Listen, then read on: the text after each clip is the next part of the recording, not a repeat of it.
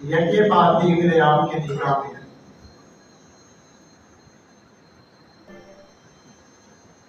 کائنات میں کوئی نبی یا کوئی صحابی ایسا نہیں ہے. ایک تو ہے کہ ایک نبی کی بیٹی دوسرے نبی کے گھر، جیسے شعیب علیہ السلام کی بیٹی حضرت موسیٰ علیہ السلام کے نکاح میں آئی. اور یہ مثال بھی ملتی ہے کہ ایک نبی کی بیٹی اپنے ایک صحابی کی گھر ایک ہی ہے، حضرت علی رضی اللہ تعالی، عمر بن عاص رضی اللہ تعالی،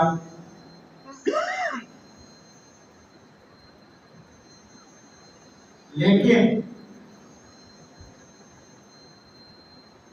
1,24,000 انبیاء میں سے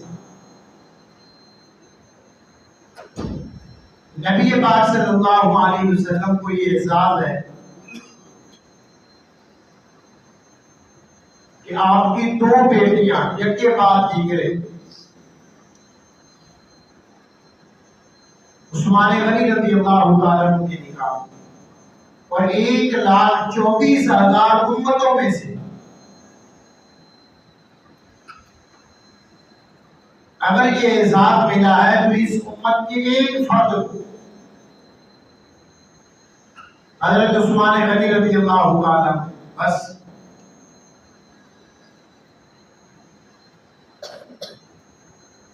اور پھر ایک اور اعزاز ہے، حضرت ابوبکر رضی اللہ تعالیٰ نے خلافت کی تو والدہ زندہ نہیں، حضرت عمر رضی اللہ نے خلافت کی تو والدہ زندہ نہیں، حضرت علی رضی اللہ تعالیٰ نے خلافت کی تو والدہ زندہ نہیں، عثمان غنی رضی اللہ تعالیٰ نے خلافت کی تو آپ کی والدہ زندہ ہے. پھر اور ایک اعزاز،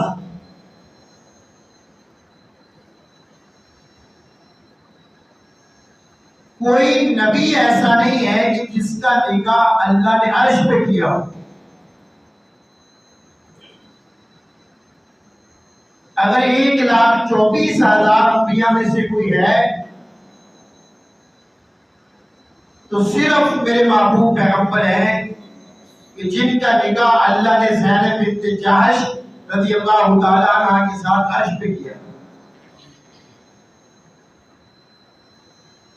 1,24,000 نبیوں کی امتوں میں سے کوئی صحابی کسی نبی کا نہیں ہے کہ جس کا نکاح عرش پہ ہوا. اگر کوئی ہے تو محبوب پیغمبر کے دوہرے داماد حضرت عثمان غنی رضی اللہ تعالیٰ عنہ کہ ان کا نکاح حضرت ام کلثوم سے عرش پہ ہوا.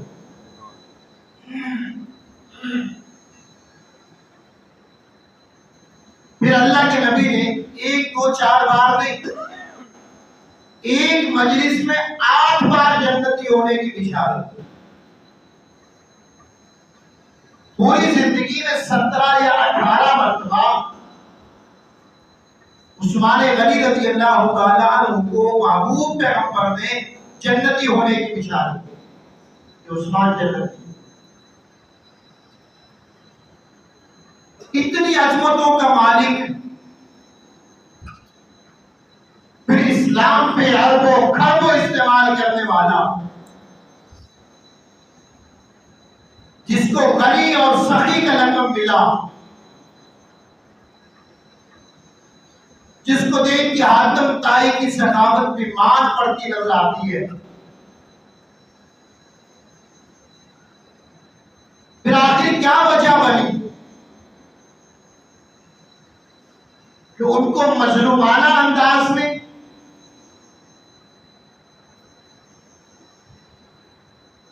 بڑی بے دردی کے ساتھ شہید کیوں کیا گیا؟ میں اس کی وجوہات آپ کے گوشے گزار کرتا ہوں. دنیا میں دو اپنے آپ کو اس وقت سپر پاور طاقتیں کہلاتی ہیں.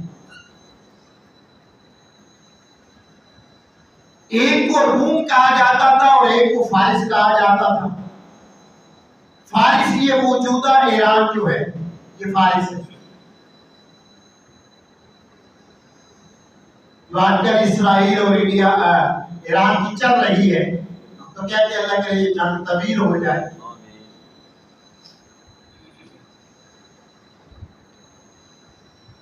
عمر فاروق رضی اللہ تعالیٰ نے فارس کو فتح کیا. فارس کا بادشاہ کسرا تھا.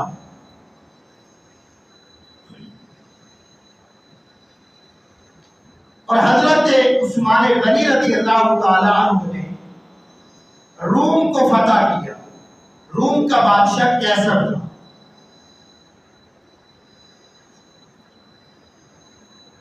یہودی ہمیشہ سے چالے اسلام کے خلاف چلتے آئے.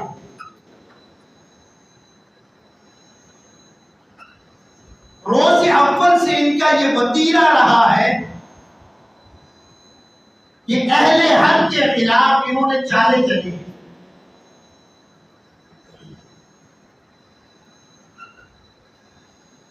جب روم فتح ہوا تو بڑی تکلیف ہوئی کسرا کو. کیسر کو بڑی تکلیف ہوئی. اسلام جوان تھا،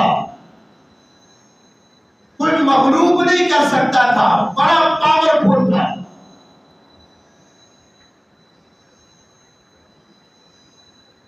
انہوں نے ایک چال چلی. اسلام کے لبادے میں داڑھی، پگڑی، ٹوپی، جبہ، تسبیح، لاٹھی، اسلام کا پورا ایک حلیہ تیار کیا جیسے ایک مسلمانوں کو ہوتا ہے. عبداللہ ابن سبا کی شکل میں تیار کیا. یہودی تھا، ظاہر مسلمان تھا، اندر سے بے ایمان تھا.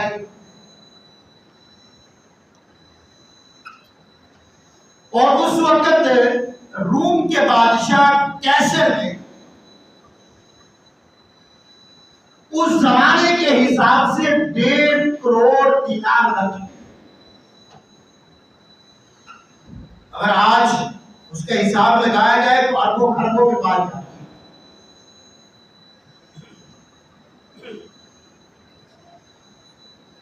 اب اس نے تقریریں شروع کی کہ جناب نماز پڑھا کرو، روزہ رکھا کرو، حج کیا کرو، زکات دیا کرو، لوگوں کی ہمدردیاں لینا شروع کی. کبھی اس جگہ پہ تقریر، کبھی اس جگہ پہ تقریر، جلسے ہو رہے. چلتے چلتے کچھ دنوں کے بعد پھر اس نے بیان بدلا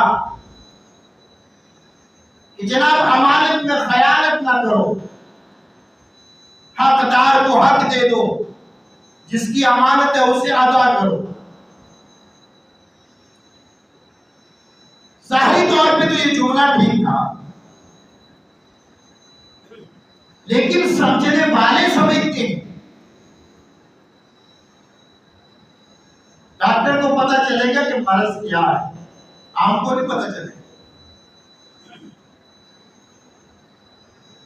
جو دین اور شریعت کو جاننے والا ہوگا اسے پتہ چلے گا کہ اسلام کے لبادے میں کس جگہ پہ اسلام کے خلاف اٹیک ہو رہا ہے.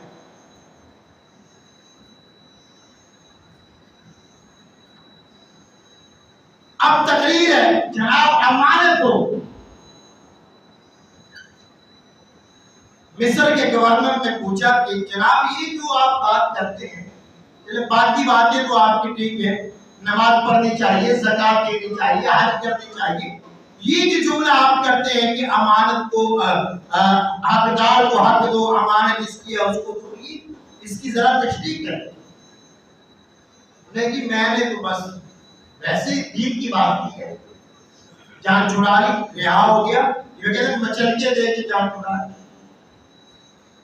ضمانت پہ رہا ہو گیا، کچھ دنوں کے بعد پھر پکڑ لیا، بات تشریح کرو، وضاحت کرو ایک جملے، کہنے لگا کہ خلافت حضرت علی کا حق ہے۔ پہلے بات کہ جناب رشتہ داری بہت بڑی چیز ہے، مصر کے گورنر نے کہا واقعہ تھا تو رشتہ داری تو بہت بڑی چیز ہے، رشتہ داری کا خیال کرنا چاہیے، کہ بالکل کرنا چاہیے، رشتہ داروں کا جو حق ہے وہ رشتہ داروں کو ملنا چاہیے۔ مصر کے گورنر نے کہا کہنا کیا چاہتا ہے؟ کہتا ہے نبی پاک صلی اللہ علیہ وسلم کے بعد خلیفہ حضرت علی کو ہونا چاہیے تھا، اس لیے کہ حضرت علی جو ہیں محبوب پیغمبر کے داماد بھی ہیں، چچا زاد بھائی بھی ہیں۔ جناب من اگر خلافت داماد کو ملنی چاہیے تو پھر حضرت علی سے پہلے حضرت عثمان کو ملنی چاہیے، اس لیے کہ دونوں داماد ہیں۔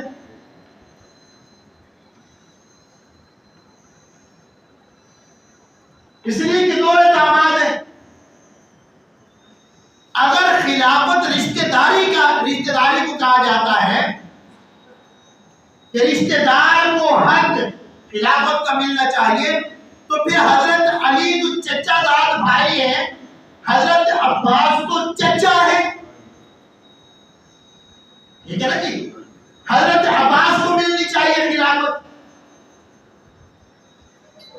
اب اس کو وہاں سے مصر کے گورنر نے بھگا دیا، دیکھا جائے یہاں سے، ورنہ دیکھیں ایسے ٹھکائی کریں گے تو یاد کریں، کبھی یہ شام میں جا رہا ہے، کبھی تحریر میں جا رہا ہے، لوگوں کے ذہن خراب کر رہا ہے، جیسا کہ آج کل سوشل میڈیا کے اوپر ایک لانتی قسم کا بندہ جو ہے، اس نے بھی اسلام کا لبادہ اوڑھا ہوا ہے، اور نوجوان نسل بڑے اچھے انداز میں اسے سن رہی ہوتی ہے، اور لاکھوں کی تعداد میں اس کے بھر رہے ہیں۔ دیکھنے میں تو یوں لگتا ہے جناب جیسے یہ حاجی عبدالوہاب کا بیٹا ہے، لیکن ہے بھائی مان کو انجینئر علی مرزا۔ اب اس کا دعویٰ یہ ہے کہ جناب جیسے نواز شریف پہ تنقید ہو سکتی ہے، زرداری پہ تنقید ہو سکتی ہے، مولانا فضل الرحمان پہ تنقید ہو سکتی ہے، نعوذ باللہ نعوذ باللہ، کہتا ہے ایسے ہی صحابہ پہ بھی تنقید ہو سکتی ہے۔ کوئی بے ایمان، کوئی لعنتی اڑتا ہے تو صحابہ پہ تبرہ کرتا ہے۔ صحابہ نے پتہ نہیں اس کی ماں بہن کا کلیئر چھینا ہے، غلط زبان جو بھی استعمال کی جاتی ہے صحابہ پہ استعمال کی جاتی ہے، جو کتابیں لکھی جاتی ہیں صحابہ کے خلاف لکھی جاتی ہیں، اور میرا نوجوان جناب اسے پسند کرتا ہے۔ ہر ایک چیز کا معیار ہوتا ہے، دیکھنا چاہیے کہ جناب اس کے ساتھ کوئی علماء بھی ہیں کہ نہیں۔ اگر ایک بندہ تبلیغ کر رہا ہے، دعوت دے رہا ہے، اسلام کی بات کر رہا ہے، اسے دیکھنا چاہیے یہ شاگرد کس کا ہے، اس کا تعلق کس کے ساتھ ہے، اس کے پیچھے کون لوگ ہیں۔ علماء اس کے ساتھ نہیں ہے۔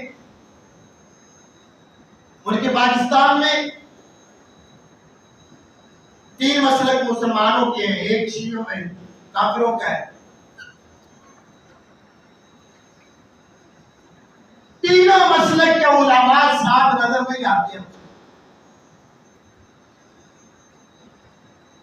پھر ہم یہ کہہ لیں کہ ہم جانب ہے کہ جناب یہ ایک فتنہ ہے امت میں، جو قرآن مجید کی آیات کی غلط تشریح کرتا ہے، صحابہ کرام پہ تبرہ کرتا ہے، صحابہ کرام پہ تنقید کرتا ہے کہ جن صحابہ کو رب کہہ رہا ہے کہ یہ کامیاب ہے، جن کے ایمان کی مثال دیتے ہوئے اللہ قرآن میں کہتے ہیں کہ اگر تم اپنا ایمان قبول کروانا چاہتے ہو، تم چاہتے ہو کہ رب کی بارگاہ میں تمہارا ایمان قبول ہو، تو پھر صحابہ جیسا ایمان لے کے آؤ۔ جس کی ایمان ہے، جسے چوبا نہیں ہوتا، چاٹا نہیں ہوتا، وہ صحابہ پہ تنقید کرتا ہے، وہ صحابہ پہ انگلیاں اٹھاتا ہے۔ کبھی وہ بزرگوں کے خلاف بول رہا ہے، کبھی وہ صحابہ کے خلاف بول رہا ہے، لبادہ اسلام کو اڑا ہوا ہے۔ اور نوجوان نسل جو ہے اسے پوری تاریخ اسلام مثبت ہے۔ اگر ایک آدھ جملہ میں نے بحیثیت انسان، بحیثیت بشر کچھ جملہ نکل گیا ہے تو میرے اس جملے کو پکڑ دیا جائے، اس پہ باتیں کی جائے، اس پہ اعتراض کیا جائے۔ یہ ایسے ہی ہے کہ جیسے جنتی مکھی جو ہے ساری اچھی چیزوں کو چھوڑ کے وہ حقیقت کے اوپر بیٹھتا ہے۔ میری گھنٹے ڈیر کی تقریر بھی دیکھی کہ میں نے کس مثبت انداز میں کی ہے، قرآن کو بیان کیا تھا، وہ نہیں دیکھا، پھر یہ غلطی کو پکڑا۔ صحابہ کرام کوئی تاریخی شخصیت نہیں ہے، صحابہ کرام پرانی شخصیت ہے۔ صحابہ کا ذکر تاریخ، صحابہ کو پڑھ کر تاریخ کے حوالے سے نہ پڑھو، قرآن کے حوالے سے پڑھو۔ قرآن کیا کہتا ہے صحابہ؟ صحابہ کا ذکر، صحابہ سے محبت یہ نجات کا ذریعہ ہے، اور صحابہ پہ طعن و تشریح، صحابہ پہ تنقید یہ ناکامی کا ذریعہ ہے، بدبختی کا ذریعہ ہے۔ ہاں اگر کوئی لا علمی میں کر رہا ہے تو اللہ اس کو ہدایت دے، اگر جان بوجھ کے کر رہا ہے تو پھر آپ سمجھیں گے کہ اس کے خون کے اندر کوئی خرابی ہے، وہ حلال خون نہیں رکھتا، کیونکہ حلال خون جو ہوتا ہے وہ صحابہ سے محبت کرتا ہے۔ یہی مثال ملتی جلتی جو ہے یہ عبداللہ ابن سبا کی، اسلام کا پورا ڈھانچہ۔ اب حضرت عثمان غنی رضی اللہ تعالیٰ کے خلاف باتیں ہونے شروع ہو، لوگوں کے ذہن خراب کرنا شروع کر، کبھی کسی کے پاس جا رہے ہیں، کبھی کسی کے پاس، کبھی کسی کو کہہ رہے ہیں، تو عثمان غنی رضی اللہ تعالیٰ عنہ تو اسلام کے خلاف چلتے ہیں۔ یار آپ یہ سوچیں کہ ہو صحابی، ہو ناشر قرآن، پھر وہ دین کے خلاف چل سکتا ہے؟ یہاں پہ کوئی بندہ کوئی بات کرتے نا تو اس کا استاد کہتا ہے وہ میرا شاگرد ہے، وہ غلط نہیں کر سکتا۔ آج 1500 سال کے بعد استاد اپنے شاگرد پہ ناز کرتا ہے کہ وہ غلط نہیں کہہ سکتا، بڑے علم کا مالک ہے، جس نے براہ راست سینہ بسینہ محبوب پیغمبر سے علم حاصل کیا، وہ غلط کیسے کر سکتے ہیں؟ غلطیاں ہوتی ہیں، ہوئی ہیں، لیکن جب رب معاف کر رہا ہے، رب کہہ رہا ہے رضی اللہ عنہ، میں نے ان کو معاف کر دیا ہے، میں ان سے راضی ہو گیا، وہ مجھ سے راضی ہو گئے۔ اب جناب باتیں بڑھتی بڑھتی آگے بڑھی، اور یہ بے ایمان جو ہے حضرت علی رضی اللہ تعالیٰ کے پاس آیا اور اس نے آ کر کے باتیں کی، اور اس کے ذہن میں تھا کہ شاید حضرت علی میری موافقت کریں گے، میرے ساتھ چلیں گے، کیونکہ میں ان کے دفاع میں بات کر رہا ہوں۔ حضرت علی نے فرمایا کہ نہ، عثمان بن عفان کو خلیفہ ہم نے بنایا ہے، تو کون ہوتا ہے بات کرنے والا؟ حضرت علی رضی اللہ تعالیٰ نے حضرت عثمان غنی رضی اللہ عنہ سے کہا کہ یہ باتیں لوگوں میں پھیلائی جا رہی ہیں، آپ ذرا کھلی کچہری لگائیں اور لوگوں کو بلائیں، اور جو آپ کے خلاف باتیں کر رہے ہیں ان کی باتیں بھی سنیں اور ان کے جوابات بھی۔ عثمان غنی رضی اللہ تعالیٰ نے کھلی کچہری لگائی، لوگ آئے، صحابہ کرام بھی تھے، اور یہ بے ایمان بھی تھا عبداللہ ابن سبا۔ عثمان غنی رضی اللہ نے پوچھا کیا معاملہ ہے؟ کہنے لگے کہ آپ شریعت کے خلاف چلتے ہیں۔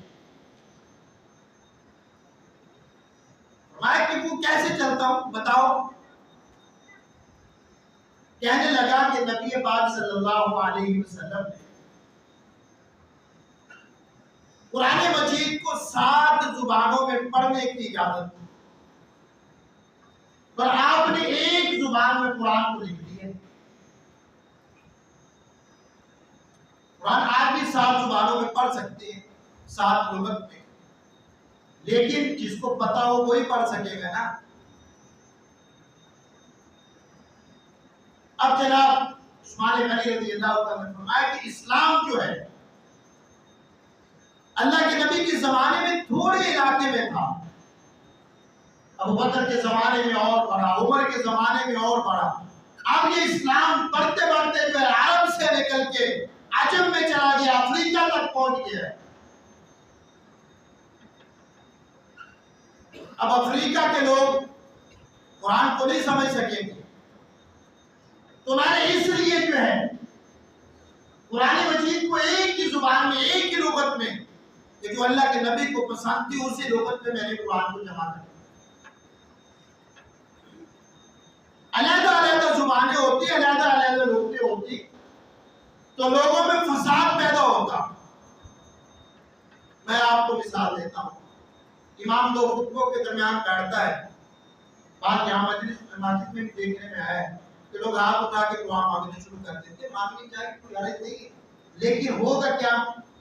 یہ نسل چلی جائے گی، دوسری آئے گی تو وہ شاید اس کو اسلام سمجھنا شروع کر دے، یہ بھی اسلام ہے۔ تیسری نسل جب آئے گی وہ اس پہ مناظرہ کرے گی، جناب نہیں ہم نے بڑوں کو دیکھا ہے۔ سب سے بڑی بات تو یہ ہے کہ ہم یہ کہ سارے بڑے یہ کرتے آئے، تیرا بڑا کوئی ابو حنیفہ ہے یا تیرا بڑا کوئی ابو بکر ہے، ہم نے اپنے بڑوں کو دیکھا کہ وہ تو ایسے کرتے ہیں۔ اگر تیرا بڑا غلط چلتا تھا اسلام کے خلاف چلتا تھا تو کیا اسی کے اوپر چلتے جائیں گے؟ فرمایا اگر 7 زبانوں میں ہوتا قرآن تو اختلاف پڑتا، ہم نے ایک زبان میں جمع کر دیا، اب اختلاف نہیں۔ کہتا جی نبی پاک صلی اللہ علیہ وسلم نے منع فرمایا کہ تھا کہ چراگاہ نہیں بنانی، اونٹوں کے چرنے کے لیے چراگاہ جو ہے یہ نہیں بنانی ہے، تو آپ نے کیوں بنائی؟ فرمایا اللہ کے نبی نے اس زمانے میں منع کیا، اس وقت حالات کچھ اور تھے، اب حالات کچھ اور ہیں۔ کہتا جی اللہ کے نبی جب حج یا عمرے پہ جاتے تھے تو وہاں پہ 4 رکعتوں والی نماز 2 رکعتیں پڑھا کرتے تھے، اور آپ نے 4 پڑھنے شروع کر دیے۔ ظاہری طور پہ اگر دیکھا جائے تو ہے تو اللہ کے نبی کے خلاف اس کی بات۔ عثمان غنی رضی اللہ نے فرمایا کہ 4 رکعتوں والی نماز 2 رکعتیں وہ آدمی پڑھ سکتے ہیں جو مسافر ہو۔ میں جب جاتا ہوں مکہ میں تو میری وہاں پہ شادی ہوئی ہے، میرا وہاں پہ گھر ہے، میں وہاں کا مقیم ہوں، اگر میں مسافر ہوتا پھر تو میں 2 رکعت پڑھتا، میں وہاں کا مقیم ہوں لہذا میں 4 ہی پڑھوں گا۔ وہ جی نبی پاک صلی اللہ علیہ وسلم نے اپنے زمانے میں آپ کے دور کے رشتہ دار چچا لگتے ہیں حتم، ان کو نکال دیا تھا مکہ سے، اور آپ نے اس کو مدینہ میں بلا لیا ہے۔ عثمان غنی رضی اللہ نے فرمایا کہ اللہ کے نبی نے اس کو پہلی بات تو مکہ سے نکالا تھا، مدینہ سے نہیں، مکہ سے نکالا تھا، اور نکالا تھا 5 سال کے لیے۔ اب تو 15 سال ہو گئے، 5 سال کے لیے نکالا تھا، اب تو 15 سال ہو گئے، پھر مکہ سے نکالا تھا، میں نے اسے مکہ میں نہیں بلایا، مدینہ میں بلوایا ہے، اعتراض والی تو بات ہی نہیں۔ کہتا جی اللہ کے نبی نے اسے نکالا تھا اور اس کے بیٹے کو آپ نے جو ہے منشی رکھا ہوا ہے لکھنے کے۔ عثمان غنی رضی اللہ نے فرمایا کہ ہمیشہ منشی اسے رکھا جاتا ہے کہ جس کی لکھائی اچھی ہو، اب جسے لکھنا ہی نہ آتا اسے کون منشی رکھے گا؟ میں نے لوگوں کی لکھائیاں چیک کی، جس کی لکھائی مجھے اچھی لگی میں نے اسے رکھ لیا ہے، تو اس میں اعتراض والی کون سی بات ہے؟ پھر کہنے لگا جی آپ نے فلاں بندے کو اتنا بڑا انعام دیا ہے، وہ کہاں سے دیے، کیوں دیے؟ عثمان غنی رضی اللہ عنہ نے فرمایا میں نے اس کو انعام بیت المال سے نہیں دیا، میں نے اپنی جیب سے دیے، تو آپ کے پاس کہاں سے پیسے آ گئے؟ فرمایا بارے واہ، جانتا نہیں ہے کہ ایک ہی وقت میں 300 اونٹ میں نے اللہ کے نبی کی ذات پہ قربان کیا، 5.5 کلو کے قریب سونا بنتا تھا، میں نے اللہ کے نبی کی ذات پہ قربان کیا، میں نے بیر روما خرید کے مسلمانوں کے لیے وقف کیا۔ بیر روما کی کیا بات ہے کہ وہ کنواں جو حضرت عثمان نے خریدا تھا نا، اس کنویں کے سائے پہ درخت لگ گئے، عرب کے لوگوں نے وہاں پہ درخت لگائے، پھر وہ درخت جوان ہوئے، پھر اس کی آمدنی آنا شروع ہو گئی، اس کی آمدنی کو جمع کیا گیا۔ اب کی صورتحال یہ ہے کہ اس باغ کی جو آمدنی ہے آدھی بینک پہ جمع کی جاتی ہے اور آدھی جو ہے غریبوں مسکینوں یتیموں میں تقسیم کر دیا جاتا ہے، اور اس باغ کے اندر جو موٹر لگی ہوئی ہے، جو میٹر لگا ہوا ہے، اس کا بل آج بھی حضرت عثمان کے نام پہ آتا ہے، آج بھی وہ جو بل آتا ہے نا، جیسے بلوں کے اوپر ہمارے نام لکھے، آج بھی اس بل کے اوپر حضرت عثمان کے نام لکھا ہوتا ہے۔ پھر کہنے لگا جی بادشاہ کی بیٹی شہزادی بغیر اجازت کے آپ نے عبداللہ بن سرا کو کیوں دیا، اس سے کیوں نکاح کر دیا؟ اجازت لینی چاہیے تھی، شورا سے مشورہ کرنا چاہیے تھا۔ عثمان غنی رضی اللہ تعالی نے فرمایا کہ یہ بادشاہ جو تھا یہ کافر تھا، اور میں نے جو لشکر بھیجا تھا اس لشکر کا سپہ سالار عبداللہ بن سرا تھا، اور بادشاہ نے یہ اعلان کیا تھا کہ مسلمانوں کے کمانڈر کا جو بندہ سر اتار کے لے کے آئے گا میں اسے اپنی بیٹی کا رشتہ بھی دوں گا اور آدھی اپنی دولت بھی دوں گا۔ فرمایا کہ میرے مشورے سے میرے کہنے پہ عبداللہ بن سرا نے یہ اعلان کیا تھا کہ جو بادشاہ کا سر اتار کے لے کے آئے گا بادشاہ کی بیٹی اس کو دے دی جائے اور اس کی دولت جو ہے وہ بھی اس سے دے دی جائے۔ اتفاق یہ ہوا کہ عبداللہ بن سرا جو ہے لشکر کا امیر تھا، اس نے ہی بادشاہ کا سر قلم کر دیا، اور پھر میں نے اس کی بیٹی اس کے نکاح دی۔ اس میں تو کوئی اطلاع والی بات نہیں ہے۔ اب لوگ مطمئن ہو گئے، جن لوگوں کے اس نے دماغ خراب کیا تھا کچھ لوگ چلے گئے، لیکن اس نے 100 کلومیٹر کے فاصلے پہ اپنے لوگ بٹھائے ہوئے تھے کہ جس وقت تک کی معاملہ خراب ہو تو جناب فوری طور پہ پہنچ جانا۔ اب یہ وہاں سے نکلا تو حضرت علی رضی اللہ عنہ نے حضرت عثمان کا ہاتھ پکڑا اور فرمایا یہ باغی ہیں، آپ ہمیں حکم دیں کہ ہم ان کا سر قلم کریں۔ عثمان غنی رضی اللہ عنہ بڑی نرم طبیعت کے مالک تھے، فرمانے لگے کہ میں نبی کے شہر میں، نبی کے مدینے میں خون ریزی نہیں کروانا چاہتا، یہ میرا ذاتی مسئلہ ہے اور میں اپنی ذات کی وجہ سے کسی کا قتل نہیں کروانا چاہتا۔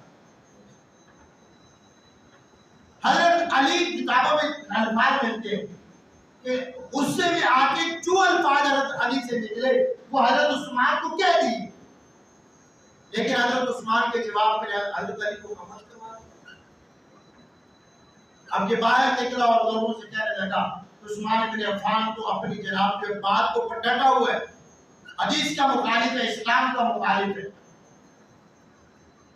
جاتے جاتے کہنے لگا چلے ایک بات ایسے ایک کام کریں کہ مصر کا جو گورنر ہے آپ اسے بدل دیں، خط لکھ دیں۔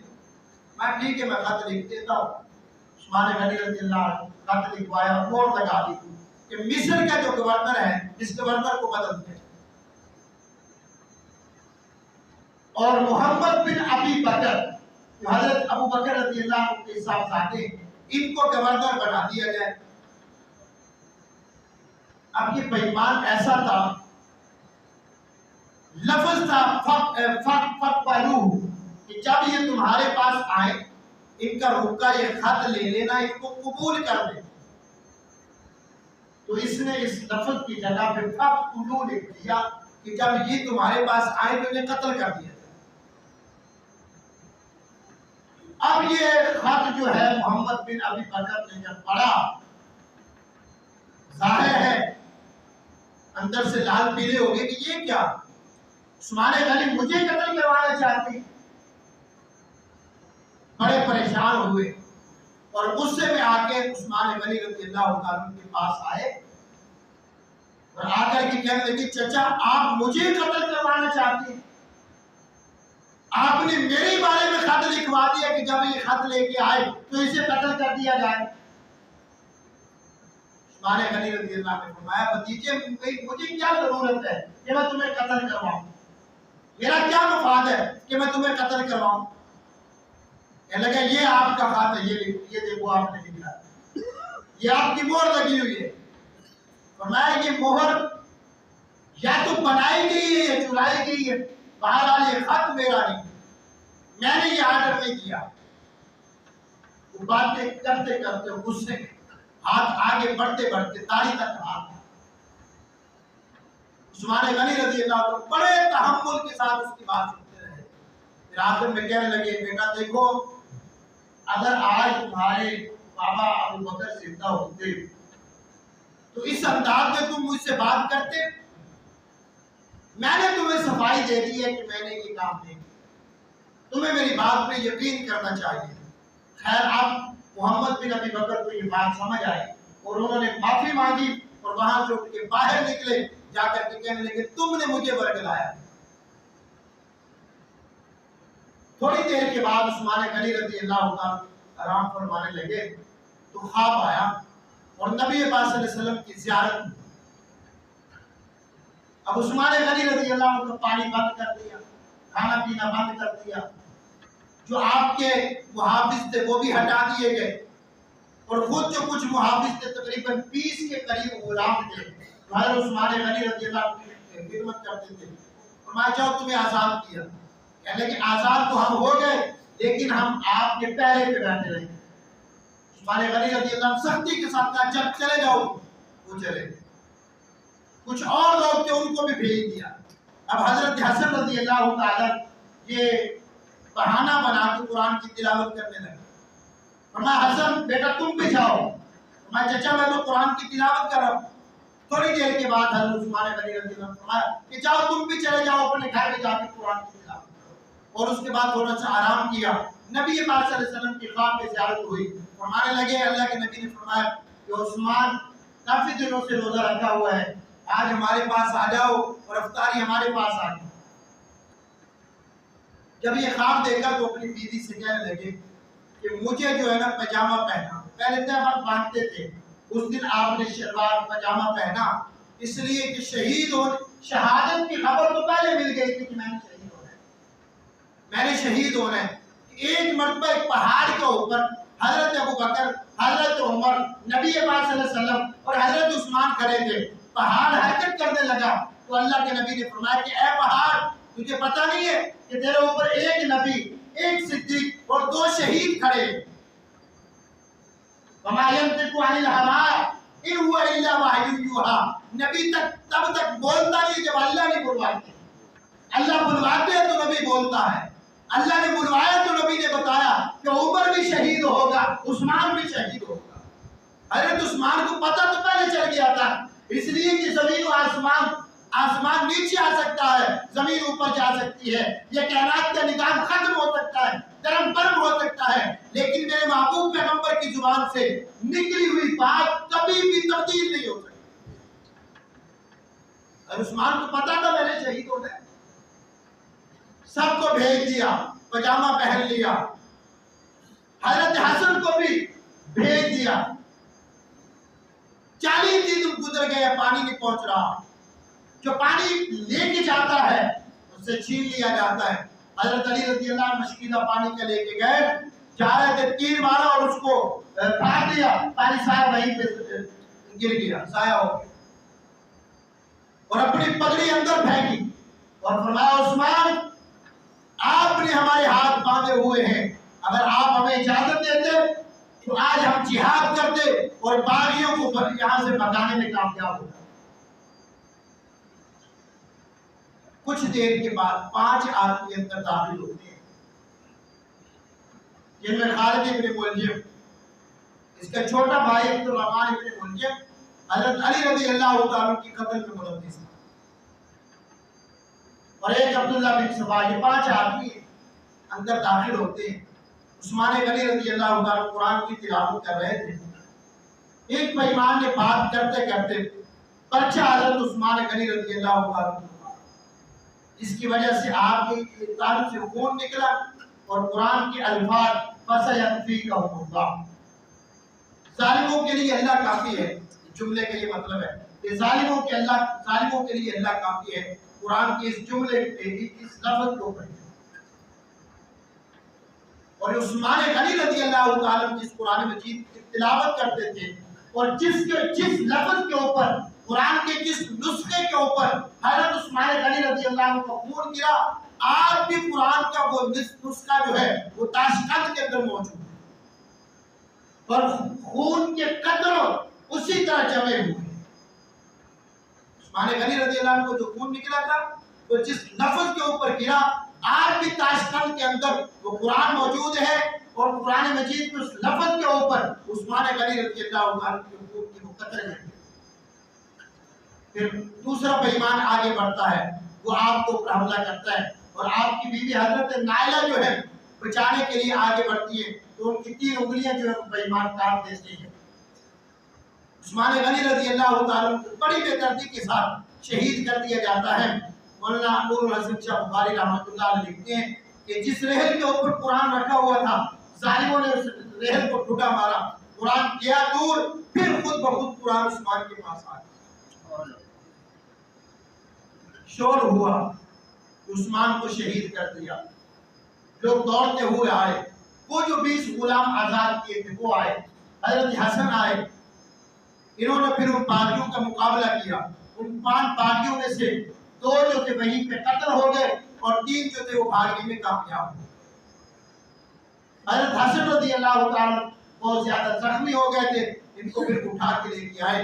باغیوں نے پھر حضرت عثمان غنی رضی اللہ تعالیٰ کا جنازہ نہ پڑھنے دیا۔ پھر نبی پاک صلی اللہ علیہ وسلم کی بیوی، میری اور آپ کی اماں سیدہ طیبہ طاہرہ حضرت ام حبیبہ رضی اللہ تعالیٰ عنہ مکان کی چھت پہ آئی، اور آ کر کے کہنے لگی، ارے باغیوں، میں نبی کی بیوی تمہیں یہ کہہ رہی ہوں کہ اگر تم نے آج ہمیں عثمان کا جنازہ نہ پڑھنے دیا، پھر ہم بازاروں میں آئیں گی، اور پھر رب کا عذاب تمہارے اوپر نازل ہو جائے گا۔ پھر یہ بے ایمان ڈر گئے کہ کہیں یہ نہ ہو کہ نبی کی عزت، نبی کی ناموس بازار میں آئے، اور اللہ کی طرف ہمارے اوپر جو ہے عذاب آ جائے۔